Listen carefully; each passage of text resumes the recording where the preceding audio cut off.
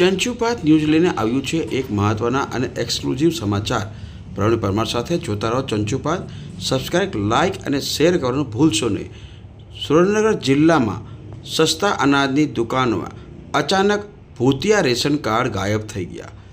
2017ની આસપાસ આવા ભૂતિયા ration card જિલ્લાની દરેક સમિતિઓમાં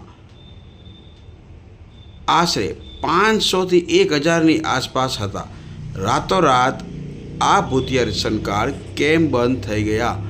કારણ બારકોડેડ રેશન કાર્ડ આવવાથી અંગૂઠા ન આવતા અને એક ઓપરેટર અંગૂઠા કરી આપતો હતો, એ મૃત્યુ પામવાથી તમામ રેશન કાર્ડ નનબલ થઈ ગયા, એટલે કે નકામા થઈ ગયા, એટલે રદબાતલ કરી નાખવામાં આવ્યા। કોણે કર્યો છે આ મોટો ખેલ? કયા અધિકારીએ આમાં ઉઘરાણા કર્યા છે?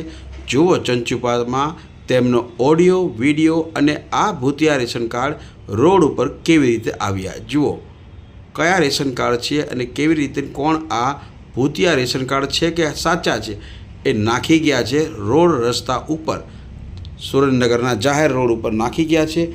કોણ તપાસ કરશે? અને આ બાબતને આરટીએ અગાઉ પણ મગાવેલી હતી અને હાલમાં પણ માગવામાં આવી છે, તેમ છતાં કેમ આનો જવાબ આપતા નથી? કેમ સત્યતા છુપાવે છે? કોણ અધિકારી આ ભાગ બટાઈમાં છે અને મહિને લાખો રૂપિયા એટલે કે 20થી 25 લાખ રૂપિયાના ઘઉં ચોખા કોણ બારોબાર વહેંચતું હતું? કોની ભાગીદારી છે? જોતા રહો ચંચુપાતમાં આગળ એપિસોડમાં પ્રવીણ પરમાર સાથે।